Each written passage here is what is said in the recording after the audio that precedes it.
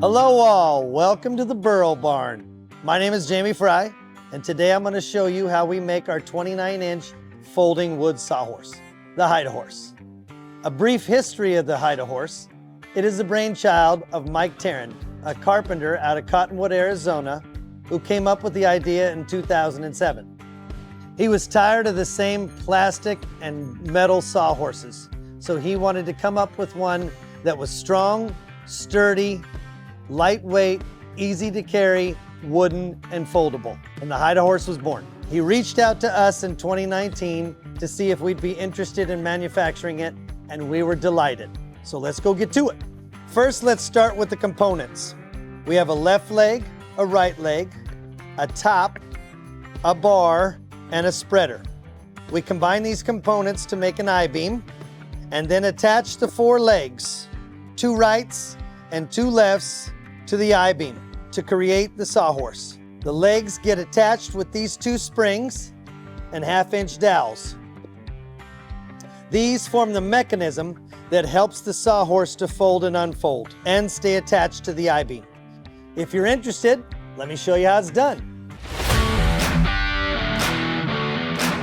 So first we will start here with our leg component, which seems to be the most complicated part of the sawhorse because of the numerous steps it takes to create one. We start with a piece of 1x12 ponderosa pine, and we cut it to length, adding the compound miter to the ends. This helps with stability and strength and how they sit and attach to the sawhorse. We do this process at our radial arm saw, where we can set the arm to 10 degrees and the blade to 15 degrees to perform these cuts. Once we are done cutting it to length, we can take it to our CNC machine where we do the next process. Next, we need our leg profile. We take our cut to length pieces of 1x12 ponderosa pine and we put them back here on our fixture board on the CNC. Our fixture board is set up to hold 12 pieces of 1x12 and will produce 12 left legs and 12 right legs by the time the program has run 1 cycle through. The cycle does 3 things with 2 kinds of router bits. We add a beveled edge to the top of the leg, we add a hole to the top of the leg where the spring mechanism will come through, and then we cut the profile of the leg. This process gets done with the click of a mouse and takes about 25 minutes. It used to take us 5 steps to get to the same point in this leg process, which brings us to our next step, the crazy angled dado. Here we are at our table saw with our angled dado blade and our pretty fancy jig that Mike came up with when he first started. This dado is a pretty important part of the sawhorse. The channel locks onto the spreader, which creates stability and a little bit more sturdiness to the sawhorse. This special jig that Mike built adds an angled dado to 4 legs and 4 right legs with 1 cut. It's a pretty ingenious way to get the job done quick and precise. You first load 4 left legs on the left and 4 right legs on the right. You then engage the center clamp to push the legs out and tighten them. Then you make sure that all legs are completely pressed against the top of the jig so that the dado ends up in the exact spot on every leg. You then add the clamping board where the top roller clamps will roll over, helping to keep the legs pinned down during operation. You then push the jig through until it stops. You pull the jig back and release the clamp. We now have 8 legs with angled dados. We are ready for leg cleanup. So now that we've added the dado, cut the profile, put the hole in it, what we have left now is to kind of clean up the leg. So we ease the edges, again, to minimize splinters, clean it up, make it a little easier to handle, make it look a little bit better, as well as we clean up any of this fuzz that happens from the CNC or any other machine. So this basically consists of a shaper and a sander. So we've reached the final station in our leg component. This is where we add the latch and the hook screw.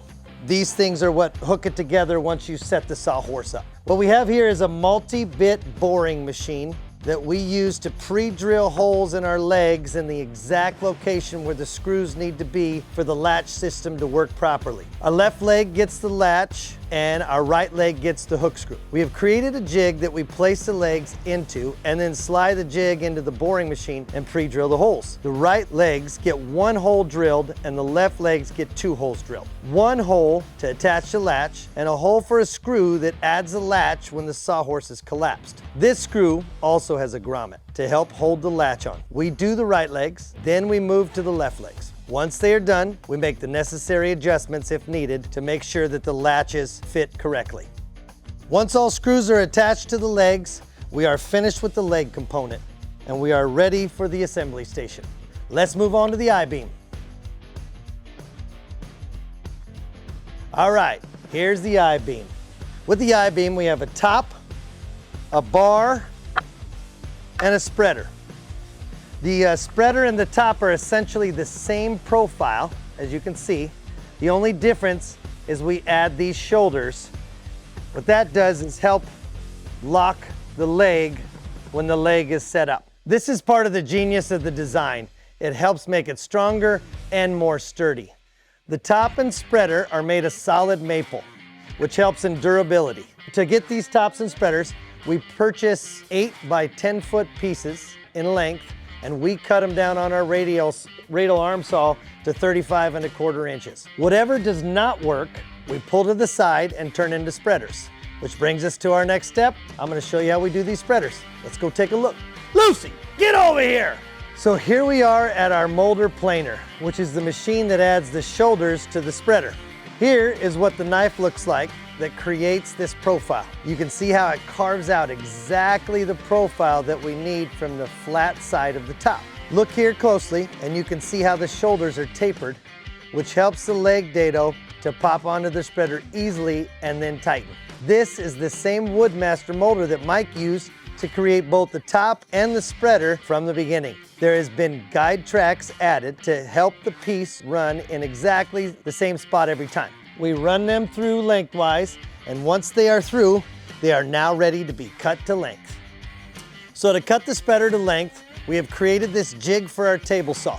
We used to cut them on a chop saw, but have come to find this is quicker, safer, and more efficient. It was actually created by one of our team leads, Christian Jimenez.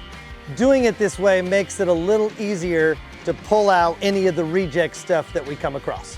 So we load the jig with 8 pieces and set them against the stop on the left side of the jig. Clamp it, then run it through past the blade. We pull it back to us, unclamp it, and sort through the parts. We pull out any of the rejects and then stack what is left. We end up with 8 pieces per pass. Now we can move on with the next step of cutting off the corners of one end of the spreader.